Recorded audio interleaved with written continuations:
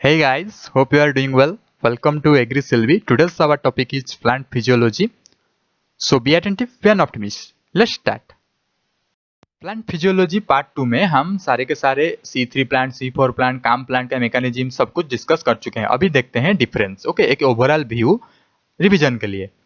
पहले तो देखते हैं C3, C4 काम प्लांट्स. एग्जाम्पल आपको पता ही होगा C3 प्लांट का क्या क्या है. व्हीट, राइस, बहुत सारे प्लांट C3 में आता है. C4 में specially sugarcane, grasses, weeds, ये सारे के C4 प्लांट. काम प्लांट्स जनरली लिली, जैसे कि सुकुलेंट प्लांट हो गया, कैक्टस, पाइनएप्पल, ये सारे काम प्लांट्स में आते हैं. Okay, site of cycle.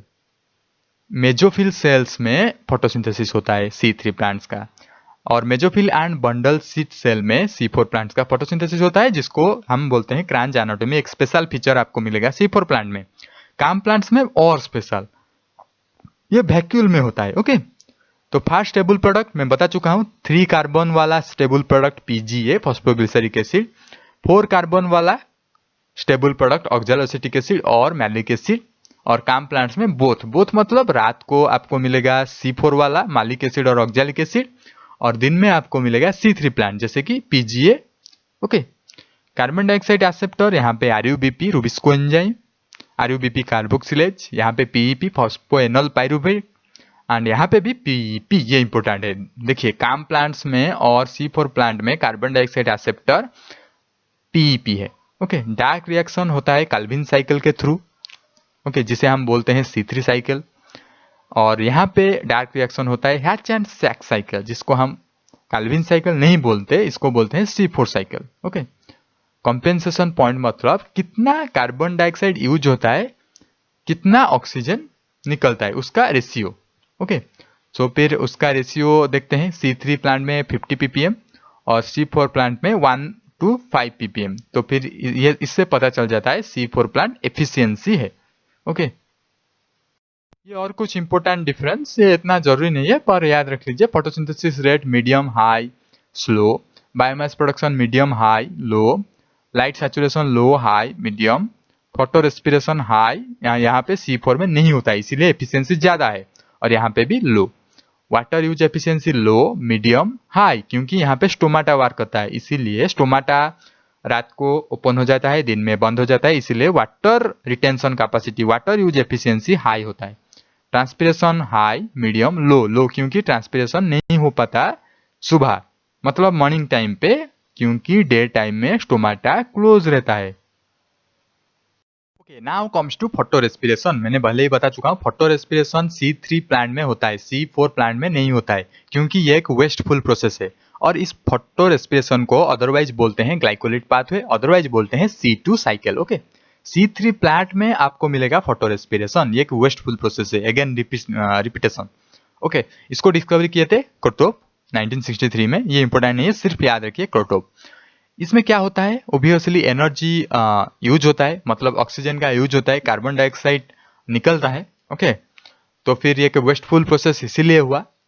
और यहाँ पे क्या होता है, जो C3 प्लांट में मैंने बताया था, C3 प्लांट में फर्स्ट स्टेबल प्रोडक्ट क्या होता है, PGA. ओके, यहाँ पे PGA नहीं होता, यहाँ पे होता है ग्लाइकोलेट, जो कि एक 2 कार्बन कंपाउंड है, इसीलिए इसको बोलते हैं C2 साइकिल.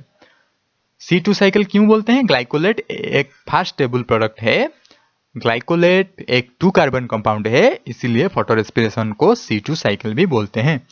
सो यहाँ पे ATP फॉर्मेशन नहीं होता, ऑक्सीजन का यूज होता है. और एक इंपॉर्टेंट चीज जो कि एग्जाम में बार बार पूछा गया है, कहाँ पे होता है ये हमारा photo respiration. First one chloroplast में, सेकेंड पेरोक्सिजोम में, थर्ड माइटोकॉन्ड्रिया में. ओके, फोटोसिंथेसिस कहाँ पे होता है, क्लोरोप्लास्ट में, और जहां पे भी ग्रीन रीजन है प्लांट में वहां पे होता है.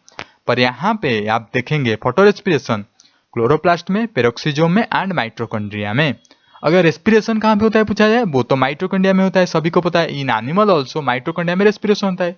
पर ये फोटो रेस्पिरेशन, लाइट का रेस्पिरेशन आप वैसे बोल सकते हैं क्लोरोप्लास्ट, पेरोक्सिजोम एंड माइटोकॉन्ड्रिया. रेस्पिरेशन एक वेस्टफुल प्रोसेस है, मैं पहले बता चुका हूँ. इसमें एनर्जी का लूज होता है, पर बहुत ज्यादा एनर्जी निकलता है. देखिए, यहाँ पे ऑक्सीजन का लूज होता है. पहले तो ये हमारा रिजर्व फूड है कार्बोहाइड्रेट, यहाँ पे ऑक्सीजन का बहुत ज्यादा यूज होता है. ऑक्सीजन के द्वारा ये बर्न होता है और बहुत ज़्यादा एनर्जी निकलता है।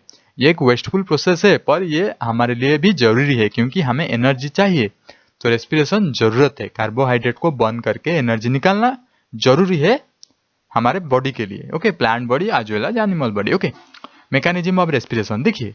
रेस्पिरेशन मैकेनिज्म दो तरह के होता है, 2 stage, glycolysis and Krebs cycle. Glycolysis होता है साइटोप्लाज्म में, जहाँ पे आपको ऑक्सीजन की जरूरत नहीं है, पर क्रेब्स साइकिल को ऑक्सीजन की जरूरत है। यहाँ से आपको क्या पता चल जाता है, ग्लाइकोलिसिस एक कॉमन पाथवे है both aerobic respiration as well as anaerobic respiration, पर क्रेब्स साइकिल सिर्फ और सिर्फ एरोबिक रेस्पिरेशन के लिए ही है। तो ग्लाइकोलिसिस होता है साइटोप्लाज्म में, क्रेब्स साइकिल होता है माइटोकॉन्ड्रिया में। ओके, तो देखते हैं होता क्या है। First and common stage in respiration called glycolysis, मैं बता चुका हूँ। इसको अदरवाइज भी कहते हैं ईएमपी पाथवे। ईएमपी मतलब एम्डेन मेयरहफ पार्नास। एम्डेन मेयरहफ पार्नास 3 साइंटिस्ट हैं जिन्होंने ये रेस्पिरेशन का फर्स्ट स्टेज, जिसको बोलते हैं ग्लाइकोलिसिस, इसको डिस्कवरी किए थे। 1 molecule of glucose gives 2 molecule of pyruvic acid. Okay, in glycolysis, 1 molecule of glucose gives 2 molecule of pyruvic acid. Pyruvic acid is the end product of glycolysis. Glycolysis का end product क्या है? pyruvic acid. उसके बाद pyruvic acid होता है acetyl coenzyme, जो कि एक लिंकिंग होता है cytoplasm to Krebs cycle. Okay, cytoplasm and Krebs cycle के बीच जो लिंकिंग एंजाइम होता है वो होता है एसिटिल कोएंजाइम, और ग्लाइकोलिसिस का एंड प्रोडक्ट होता है pyruvic acid. 2 molecule of pyruvic acid and further will be oxidised through Krebs cycle. अगर ऑक्सीजन का अवेलेबल हुआ, अगर एरोबिक रेस्पिरेशन है, तभी क्रेब्स साइकिल होगा, नहीं तो नहीं होगा। अभी हम एटीपी कैलकुलेशन करते हैं। ओके, पहले देखिए ग्लाइकोलिसिस में क्या होगा। 4 एटीपी प्रोडक्ट होता है और 2 NADH प्रोड्यूस होता है। ये जब 2 NADH फोटोफॉस्फोरिलेशन होता है और फॉस्फोरिलेशन होता है, मतलब ETC में जाता है, इलेक्ट्रॉन ट्रांसपोर्ट चेन में, वो 6 ATP में कन्वर्ट होता है। तो फिर टोटल कितना हुआ? 8 ATP। ओके, और यूटिलाइज हो जाता है 2 ATP। सो इसीलिए टोटल नेट होता है 8 ATP। टोटल प्रोड्यूस हुआ कितना? 4 + 6 10, और 2 यूटिलाइज हो जाता है, तो फिर टोटल हुआ 8 ATP नेट। और when formation of acetyl coenzyme, मतलब ग्लाइकोलिसिस एंड क्रेब्स साइकिल के बीच एसिटिल कोएंजाइम का फॉर्मेशन होता है, वहीं पे 2 NADH प्रोड्यूस होता है। 2 NADH मतलब जब ये ETC में जाएगा कितना होगा? 6 ATP प्रोड्यूस होगा। ओके, देन आता है Krebs cycle. Finally aerobic respiration की बात कर रहे हैं हम। ओके, क्रेब्स साइकिल पहले 2 ATP प्रोड्यूस होता है, उसके बाद 6 NADH प्रोड्यूस होता है, देन 2 FADH प्रोड्यूस होता है। 2 ATP 2 ATP, 6 NADH जब ETC में जाएगा 18 ATP प्रोड्यूस होगा, 2 FADH जब जाएगा 4 ATP प्रोड्यूस होगा। सो टोटल होगा 24 ATP। ओके, यहाँ पे काम खत्म हो जाता है। पर समटाइम क्या होता है, 22 ATP प्रोड्यूस होता है, क्योंकि 2 ATP हमारे यूटिलाइज हो जाता है समटाइम। ओके, समटाइम 2 ATP हमारे यूटिलाइज हो जाता है। सो इसीलिए आप कह सकते हैं यहाँ पे 8 ATP, यहाँ पे 6 ATP, टोटल हुआ 8 6 14 + 24 कितना हुआ? 38, पर समटाइम 36 ऑल्सो। सो 38 ऑल्सो करेक्ट, 36 ऑल्सो करेक्ट। जो चीज मैंने अभी आपको बताया वही सारी चीज यहाँ पे लिखा गया है, आप चाहे तो पढ़ सकते हैं। ओके, कितना ATP रिलीज होता है ग्लाइकोलिसिस में, कितना एसिटिल कोएंजाइम में, कितना क्रेब्स साइकिल में, नेट 36 कैसे हुआ आपको पता चल गया होगा। नेट 36 और 38, यहाँ पे आप करेक्शन कर लीजिए, 38 होगा भी करेक्ट, 36 होगा भी करेक्ट। देन आता है रेस्पिरेटरी क्वेश्चन। ये बहुत ही बार एग्जाम में पूछा जाता है, तो फिर आपको याद रखना ही पड़ेगा। रेस्पिरेटरी क्वेश्चन क्या होता है? It is the ratio between volume released of carbon dioxide volume released to the oxygen absorb. Okay, volume of oxygen absorb मतलब carbon dioxide by oxygen is actually respiratory question. Okay, respiratory question values आपको याद रखना पड़ेगा। Fat होता है 0.7, protein 0.829, carbohydrate 1, ये याद रखेंगे आप, कार्बोहाइड्रेट 1, और organic acid more than 1, and succulents 0, ये याद रखेंगे। कार्बोहाइड्रेट का 1 होता है एंड ऑर्गेनिक एसिड का मोर देन 1 होता है। एक और चीज मैं बताना भूल गया, मैं पहले बता था कॉम्पेंसेशन पॉइंट। कॉम्पेंसेशन पॉइंट क्या होता है? कंपेंसेशन पॉइंट एक ऐसा पॉइंट होता है जहां पे photosynthesis as well as respiration same होता है। Rate of photosynthesis is equal to rate of respiration. मतलब फोटोसिंथेसिस में क्या होता है, ऑक्सीजन रिलीज होता है, मतलब rate of release of oxygen, और रेस्पिरेशन में क्या होता है, ऑक्सीजन यूटिलाइज होता है, rate of utilisation of oxygen ऐसे बोल सकते हैं। और आप सिंपली बोल सकते हैं rate of photosynthesis is equal to rate of respiration. वही होता है कंपेंसेशन पॉइंट। कंपेंसेशन पॉइंट में कितना कार्बन डाइऑक्साइड यूज होता है वो हमें पहले वाले स्लाइड में डिस्कस कर चुके हैं, उसको थोड़ा रिवाइज कर लेंगे। So don't confuse between respiratory question and compensation point. Compensation point होता है rate of photosynthesis equal to rate of respiration. Respiratory question होता है the ratio between volume of carbon dioxide released to the volume of oxygen absorbed.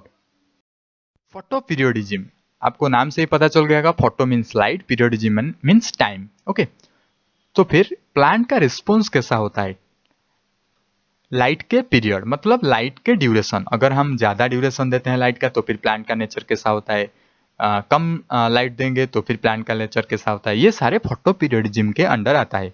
कौन इसको discover किया था, ये important है, गार्नर अलार्ड। ओके, तो अकॉर्डिंग टू फोटो पीरियोडिज्म हमने क्लासिफाई कर रहे हैं short day plant, long day plant, day neutral plant. पहले आते हैं शॉर्ट डे प्लांट। नाम से ही पता चल गया होगा शॉर्ट डे मतलब हम ऐसे प्लांट को ग्रो करते हैं जिसमें लाइट इंटेंसिटी और duration of light less than 12 hour. Day length मतलब लाइट ड्यूरेशन वो लेस देन 12 आवर्स होगा। जो प्लांट्स को चाहिए उसी प्लांट को हम बोलते हैं शॉर्ट डे प्लांट। जैसे कि हो गया टोबैको, सोयाबीन, राइस, ये सारे प्लांट को अगर हम 12 आवर्स से कम डे लेंथ देंगे तो फिर इनमें से फ्लावर होंगे, इसीलिए शॉर्ट डे प्लांट इसे बोला जाता है। फ्लावरिंग इनिशिएशन करने के लिए हम इनको शॉर्ट डे लाइट ट्रीटमेंट देते हैं इन प्लांट को। लॉन्ग डे प्लांट जिसमें जो प्लांट्स को फ्लावर इनिशिएशन के लिए हम more than 14 hours light treatment देते हैं उसको बोलते हैं लॉन्ग डे प्लांट्स। जैसे कि wheat, barley, sugar beet, castor. देखिए राइस आता है शॉर्ट डे प्लांट में, व्हीट आता है लॉन्ग डे प्लांट में। मतलब आप ऐसे बोल सकते हैं रॉबी क्रॉप्स, जो रॉबी क्रॉप्स है उनको लाइट ज्यादा चाहिए, जो खरीफ क्रॉप्स है उनको लाइट कम चाहिए। डे न्यूट्रल मतलब जो रॉबी एंड खरीफ के बाद जो समर क्रॉप आता है वही होता है day neutral. Such plants are unaffected by day length मतलब ज्यादा लाइट हो या फिर कम लाइट हो, फ्लावरिंग ऑटोमेटिक होगा। फ्लावरिंग के लिए कोई दिक्कत नहीं है। Maize, tomato, black wheat, sunflower, cotton जैसे सारे के सारे वेजिटेबल आप बोल सकते हैं। ओके।